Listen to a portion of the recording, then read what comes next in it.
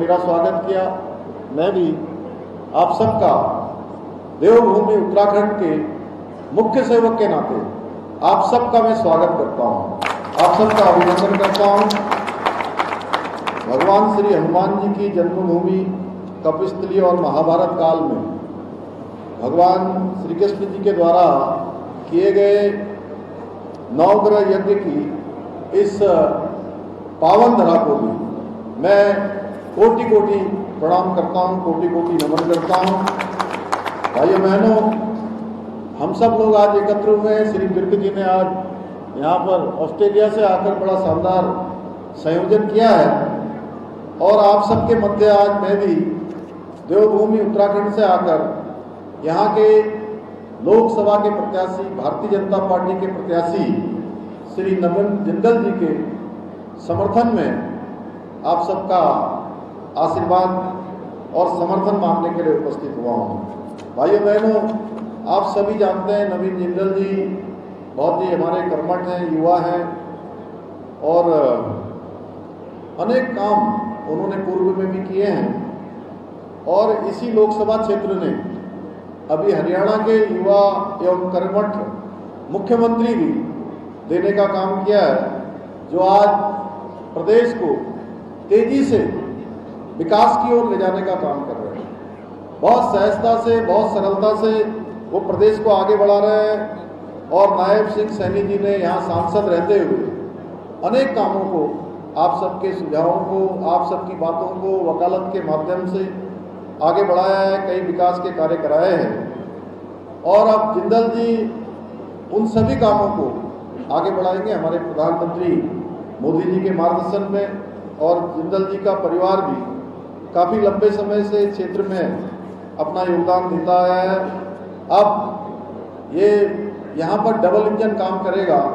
अभी double engine प्रदेश में काम कर रहा था, ये डबल इंजन अब कैथल और इस कुरुक्षेत्र लोकसभा क्षेत्र में तेजी से काम करेगा। एक तरफ सैनी जी और दूसरी तरफ जिंदल जी मिलकर इस पूरे क्षेत्र को आगे बढ़ाने का काम करेंगे। भाइयों बहनों, ये कैथल और कुरुक्षेत्र की भूमि महाभारत के धर्म युद्ध की भूमि रही है। उस समय का युद्ध पांडव और कौरवों के बीच हुआ था। एक ओर कौरवों की बड़ी सेना, 100 से ज़्यादा कौरव थे, तो दूसरी ओर केवल 5 पांडव थे। और आज भी जो वर्तमान समय में भारत का परिदृश्य चल रहा है, जिस स्थिति से आज हमारा देश गुजर रहा है, हमारे देश के अंदर भी आज एक धर्म युद्ध चल रहा है। एक ओर कौरव रूपी कांग्रेस, आप पार्टी, समाजवादी पार्टी, यानी अनेक पार्टियां जो तुष्टीकरण को बढ़ावा देने वाली पार्टियां हैं, वो कौरव रूपी पार्टियां हैं और दूसरी ओर अकेले धर्म ध्वजा लिए हुए माननीय प्रधानमंत्री मोदी जी हैं।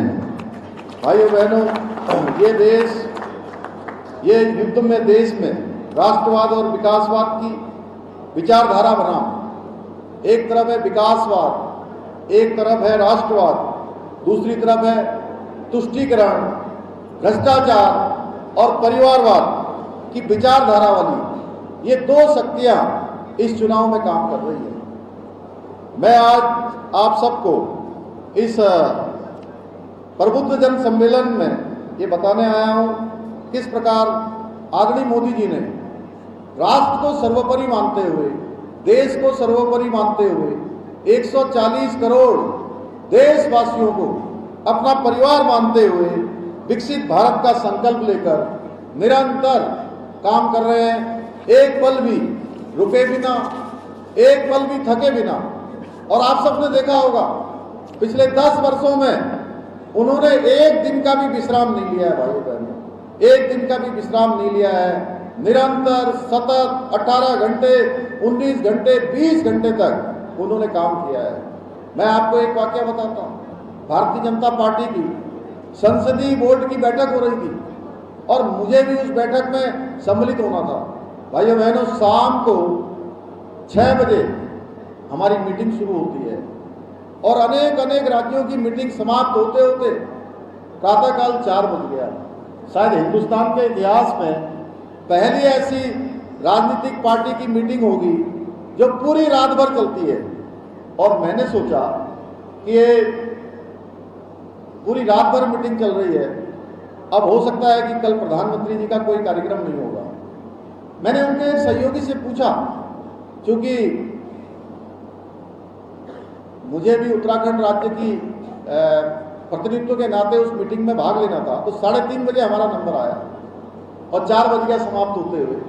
तो मैंने कहा कि क्या प्रधानमंत्री जी का आज कोई कार्यक्रम नहीं है क्या?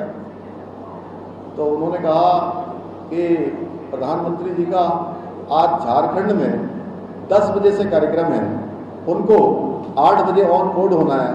तो मैंने कहा अब 4 बजे जाएंगे, 4:30 बजे पहुंचेंगे, अब क्या कुछ विश्राम करेंगे क्या माननीय प्रधानमंत्री? तो भाइयों बहनों, आपको जानकर ये आश्चर्य होगा, उन्होंने कहा कि अब आराम करने का समय नहीं है उनका तो जागरण का समय ऑलरेडी हो चुका है, वो तो इतने बजे जग जाते हैं।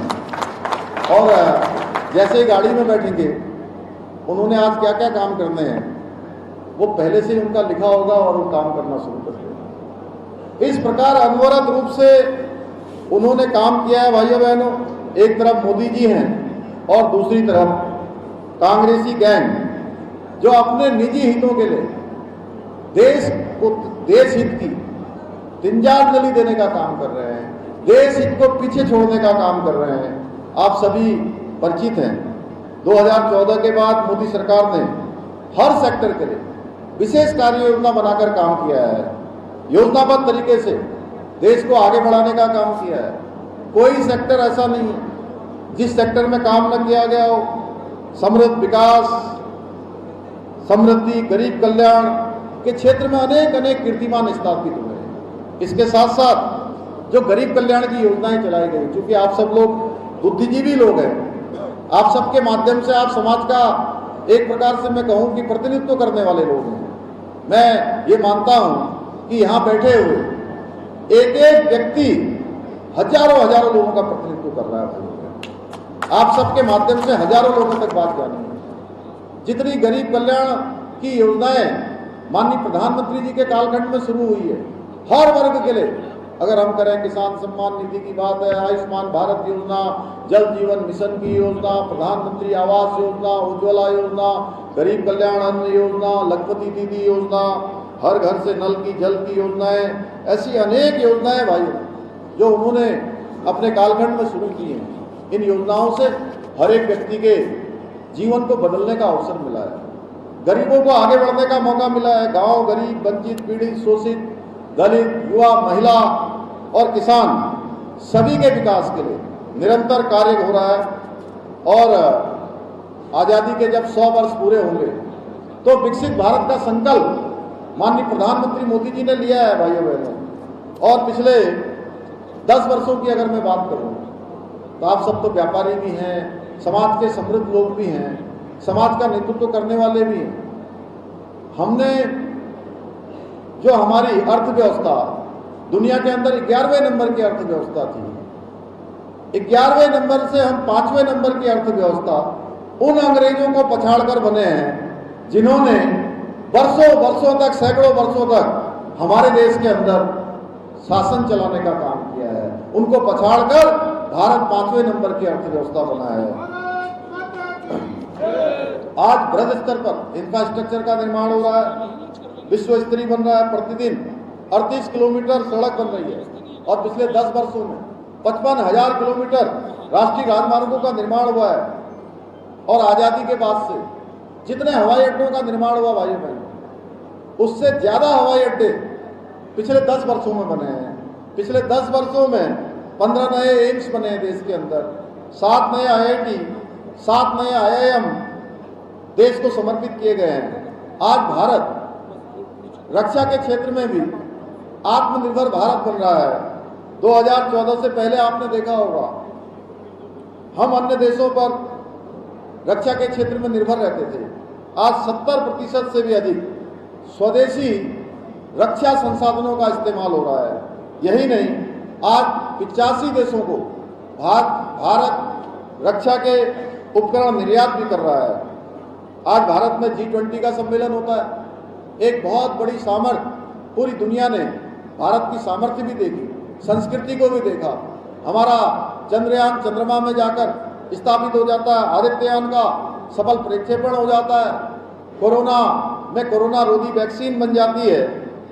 भाइयों बहनों, ऐसे अनेक काम जो देश के अंदर हुए हैं, अगर हम इन सब को ठीक से देखेंगे, विचार करेंगे, तो हमको लगेगा जो अभी शुरुआत में यहाँ तक्षशिला और नालंदा की बात हो रही थी, नालंदा और तक्षशिला जैसे विश्वविद्यालय पूरी दुनिया को ज्ञान विज्ञान देने का काम जहाँ से शुरू हुआ, वह भारत फिर से मोदी जी के नेतृत्व में विश्व गुरु बनने की ओर अग्रसर हो रहा है। आप देख रहे हैं